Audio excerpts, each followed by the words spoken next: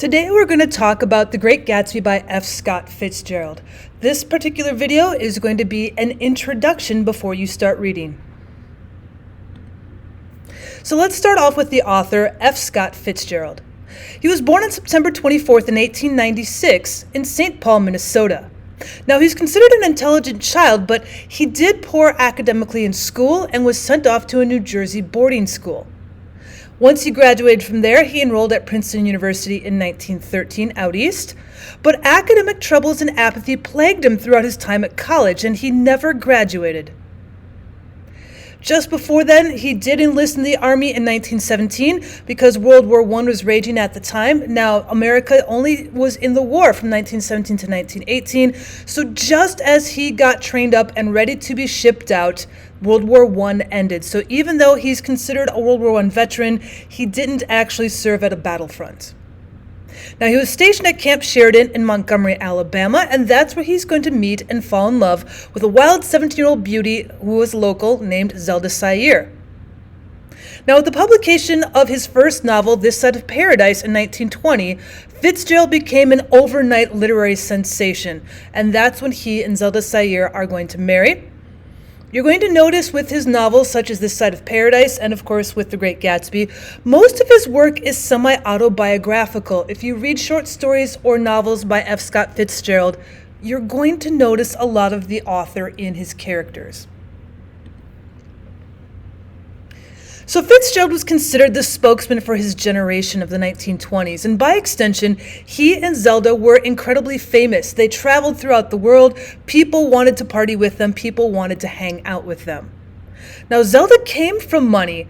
Even though Scott came from a comfortable family, he wasn't rich, and she wouldn't marry him until he published his first book. And fortunately for him, it was an overnight success, so money came with it. And that puts pressure on Scott to continue his success. After all, once the book falls out of favor, you're going to have to continue publishing. Now, the couple lived a lavish lifestyle, and it was sometimes wild and quite reckless.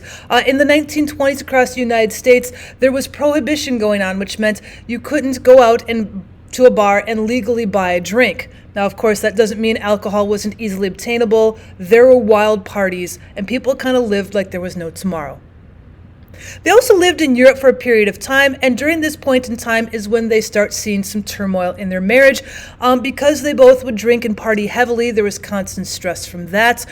Because Scott was working continuously in order to support their lavish lifestyle, he was gone quite a bit and writing quite a bit, and so Zelda often felt neglected. He was constantly working, and so therefore she was a lot of times left alone. They both have unfortunate endings. As we look in 1930, Zelda is placed for the first time in a sanatorium for a brief period. She's going to be going in and out of these sanatoriums for the rest of her life, and she's diagnosed as a schizophrenic in 1932. Now, Scott is still quite devoted to her, but he's kind of resentful. After all, he thought once they had their great success, he'd have a lot more time to devote to her.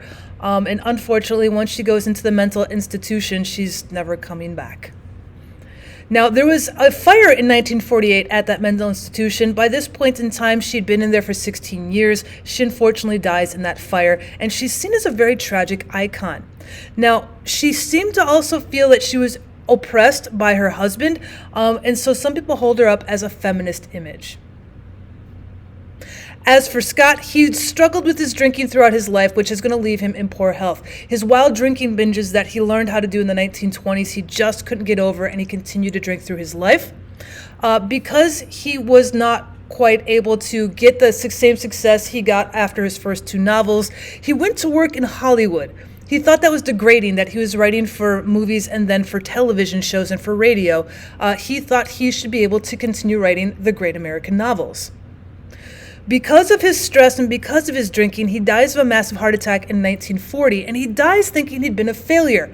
Now remember, he's working constantly in Hollywood. He's a constant writer, but because he was no longer writing the great American novels, he thought he was a failure. He thought he was a failure at his marriage because his wife had to go off to an institution, so he took the responsibility on his own. But however, he is recognized as one of the most influential 20th century American writers. So in spite of both of their tragic endings, we still talk about F. Scott Fitzgerald today. So what was their impact on society? Well, Fitzgerald nicknamed the 1920s the Jazz Age, and quite often in American history, you hear that particular era being named as such, and he's the one who coined that term. After his great American novels, he did write several screenplays for Metro-Goldwyn-Mayer. MGM is still a huge company for movies today, and so quite a few of the screenplays that came out for the movies in the 1930s were actually written or co-written by Fitzgerald.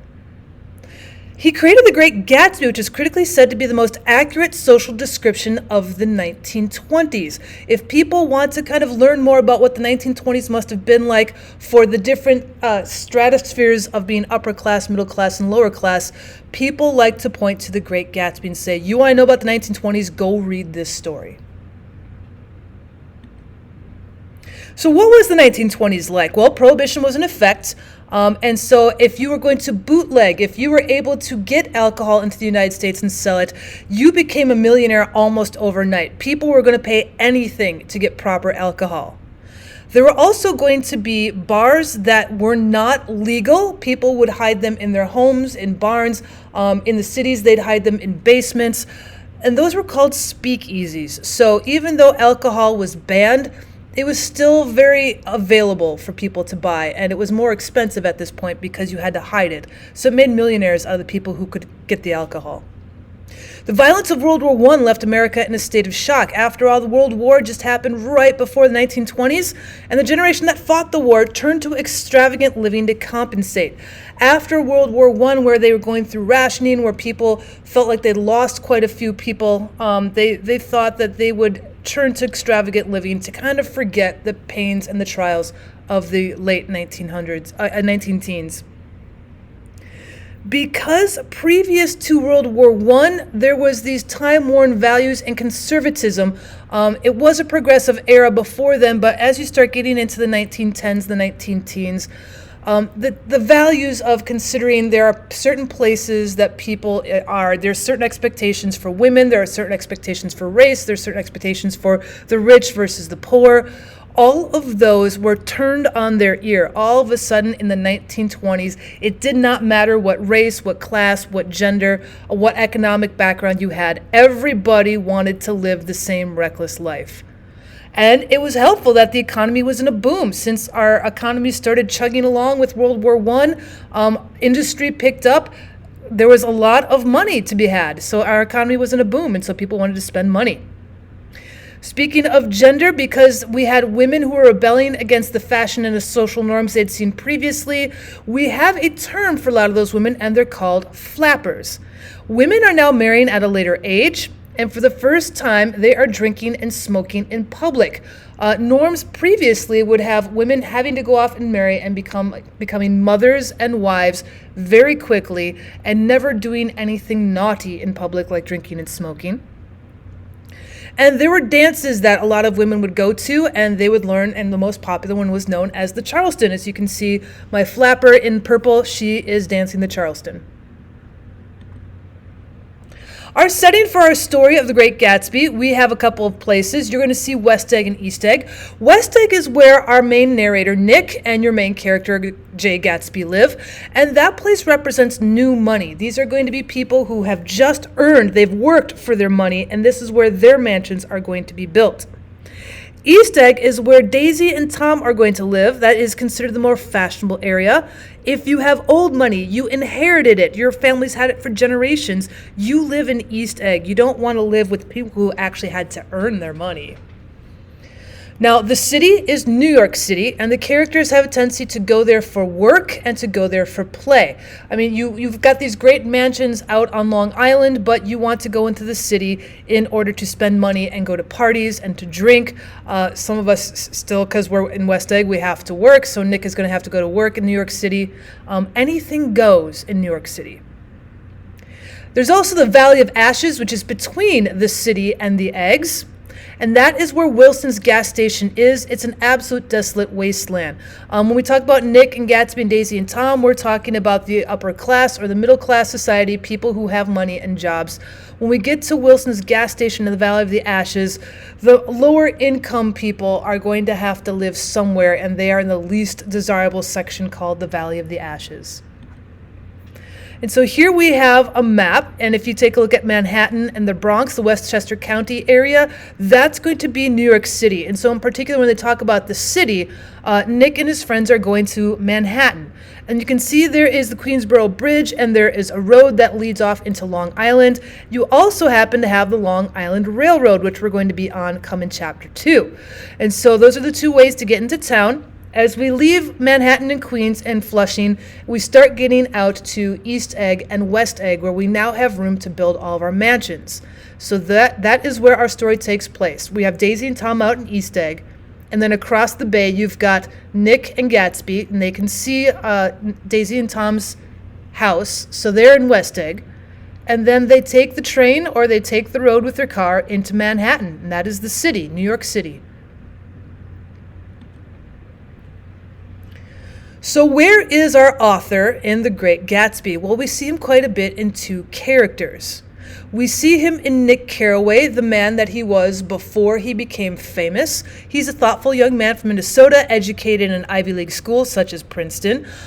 He moved to New York after the war, and like Nick, Fitzgerald saw through the glitter of the Jazz Age and saw the hypocrisy. He saw the emptiness beneath. Part of him longed for this absent moral center. And so a lot of Nick Carraway is that innocent pre-writing era of Fitzgerald.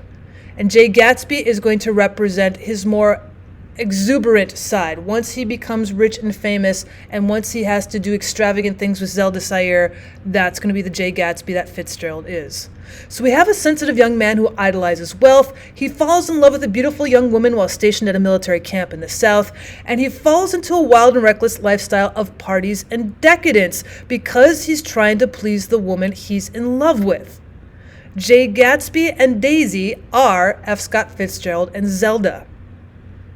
Similarly, Gatsby amasses wealth at a relatively young age and devotes himself to acquiring possessions. He's throwing parties that he believes will enable him to win Daisy's love. He's not throwing the parties for himself. He doesn't participate in them. He wants to attract Daisy around, and so she will absolutely fall in love with him because of his wealth. And like Gatsby, Fitzgerald was driven by his love for a woman who symbolized everything he wanted, even as she led him towards everything he despised. So Gatsby does not want the big parties and the bright lights and the fame. Fitzgerald didn't want them either, but because the women they love wanted them, they went after that. There are quite a few symbols we'll be looking out for in The Great Gatsby. The first one is the green light we see at the very beginning and the very end of the story. At the end of Daisy's dock, and it's visible from Gatsby's mansion. The first time we see Jay Gatsby is out on his own dock, and he's reaching towards that green light. That green light means go. It represents Gatsby's hopes and dreams about Daisy. She's over there. Go get her. Another symbol is the Valley of the Ashes. That's the area between West Egg and New York City. It's an absolutely desolate area that is filled with industrial waste because the factories are there and they're burning the coal and other things in order to produce their products. There is just ashes being chugged out of the chimneys, so there's this kind of layer of ash and soot on everything, and that's why we call it the Valley of the Ashes. It represents the social and moral decay of society during the 1920s, and it shows the negative effects of greed. There are people, human beings, who live in this section of New York City. They have to breathe this in. It's not healthy. They can't leave. They have to work in this area. And the greedy people don't care that they're spoiling nature and that they are lessening the lives on the backs of the poor. In the Valley of Ashes, you will also see a billboard, and we're going to call that the eyes of Dr. T.J. Eckelberg. It is a decaying billboard in the Valley of Ashes with the eyes that are advertising an optometrist. Now, there are multiple proposed meanings. The one that is most heard of is a representation of God's eyes looking down, because it's a billboard that's on the top of a hill looking down in the Valley of the Ashes. So a lot of times, because of the smoke and soot, it looks like there's these big eyes looking down from the clouds. Because it is a decaying billboard, people have a tendency to represent this about God's judgment on society. How could you have turned this beautiful part of the island into this? How can you have the poor living in such terrible conditions? Some of the more important quotes you're going to see, some of the more quote-unquote famous type of quotes that we have from The Great Gatsby. Daisy, when she describes her daughter, sounds quite the opposite of what you would expect women in the 1920s who feel they have a sense of feminism and freedom. Daisy doesn't feel free, and so when she describes her daughter, she says, "I hope she'll be a fool. That's the best thing a girl can be in this world, a beautiful little fool." Probably arguably the most famous line is Nick's last line of the novel. Nick Carraway is our narrator, so we're usually listening to Nick throughout the story. "So we beat on, boats against the current, borne back ceaselessly into the past." Nick is telling us the story of The Great Gatsby from a future point of view. Almost the entire story is a flashback, so he can tell us what happened a few years previous. And so as we look at that famous line, it sounds how we continue looking back into our past and trying to figure out what happened and why this is affecting us. And yet we continue to beat on, we continue to move on. Nick's description of Tom and Daisy kind of gives us a little bit of a hint at what it must have been like to be extravagant and careless in the 1920s. It's kind of like a comment on the society of the 20s. They were careless people, Tom and Daisy. They smashed up things and creatures and then retreated back into their money, or their vast carelessness, or whatever it was that kept them together, and let other people clean up the mess they had made. So let's take a look at your major characters. Nick Carraway is the narrator of your novel. A lot of times people say that he is F. Scott Fitzgerald. You can see a lot in him. He moves from the Midwest to New York to learn the bond business, and so he is considered middle class. He does have to go to work for a living. Jay Gatsby has a lot of your author F. Scott Fitzgerald in him as well. He lives next door to Nick, but in a brand new mansion. He throws huge parties complete with catered food, open bars, and orchestras, and invites anybody who's anybody. And people come from everywhere to attend these parties, but no one seems to know much about the host. He is doing that in order to attract Daisy Buchanan. Now, she is very shallow. She's all into the idea of looking pretty. She's in the idea of extravagance. She's the embodiment of Gatsby's dreams, but I don't think he honestly knows who she is in reality.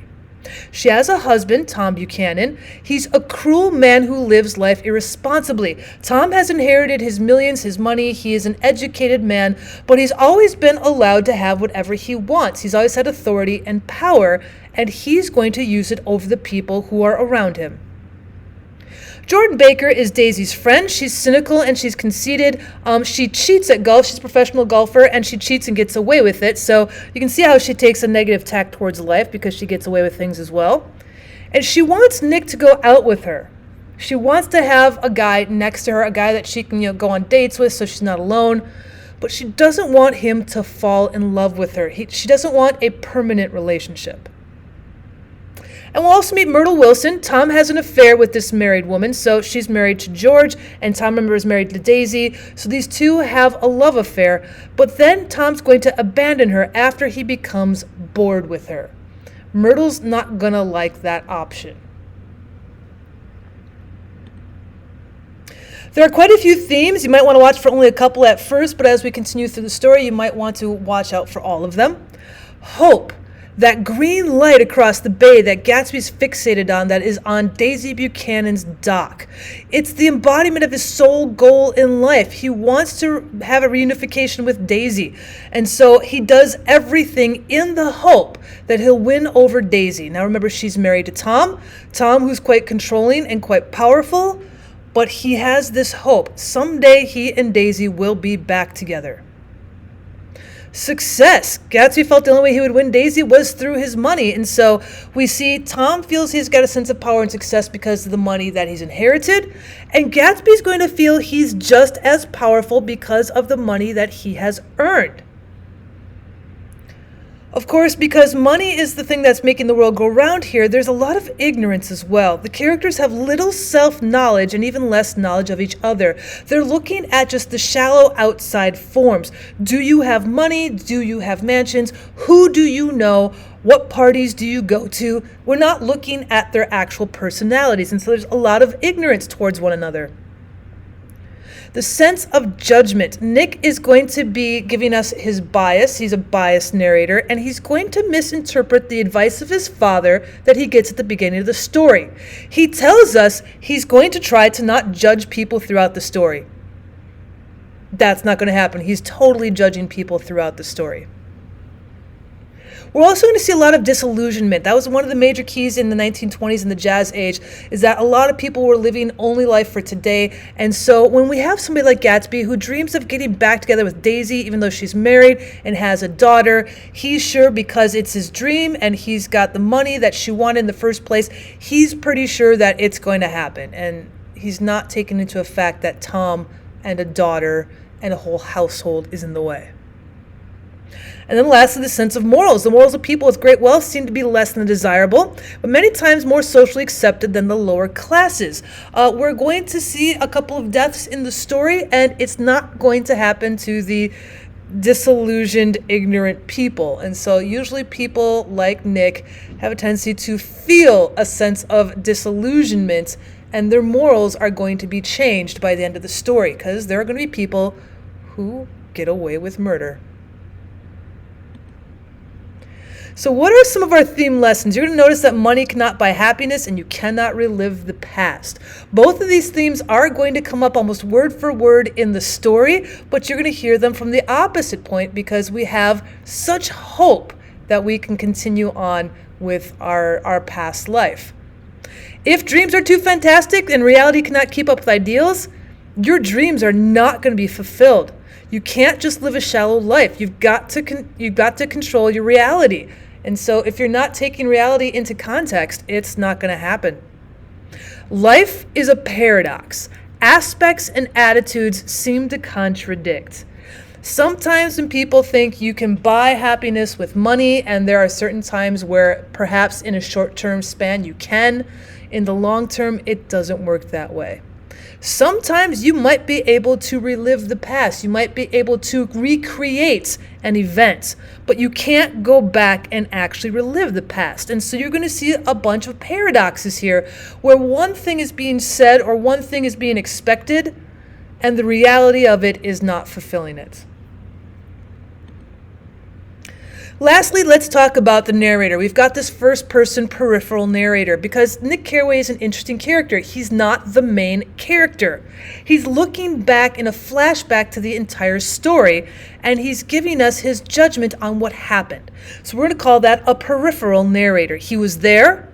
He's definitely a part of the story, but he's not the main event of the story. Now, the story is told in the first person through the eyes of Nick Carraway. His primary and most visible story, however, is about Jay Gatsby and Jay Gatsby's devotion to his dream, his disillusionment that he can get back together with Daisy. Other people's stories also told through Carraway's eyes include Tom's reconciliation with his wife Daisy, Nick's own relationship with Jordan, and Nick's evolving friendship with Gatsby. So you're going to notice that Nick is watching how relationships are working. And Nick Carraway is able to easily become part of the wallpaper. His major character trait, in hopefully reserving judgment, allows him to be an almost invisible narrator. It's very similar to a traditional third-person omniscient point of view. So for the most part, Nick is a good narrator. He is going to reserve judgment where he can. And that's why we say he's almost an invisible narrator, because every once in a while, he lets his judgment slip. Ultimately, however, you kind of want to have that judgment slip, because if we lost Nick's point of view, we would never understand the evolution of Nick. Nick is a character in the story. Now, he is an invisible man until the end of the book, when suddenly, out full of the opinions, he's got opinions about everybody. Thank you so much for stopping by at my channel, guys. If you liked this and you want to see more about The Great Gatsby or maybe perhaps other novels, why don't you leave comments in my comment section. Let me know what you'd like to hear more about. And of course, I'd always appreciate it if you could subscribe to my channel. Thanks for stopping by.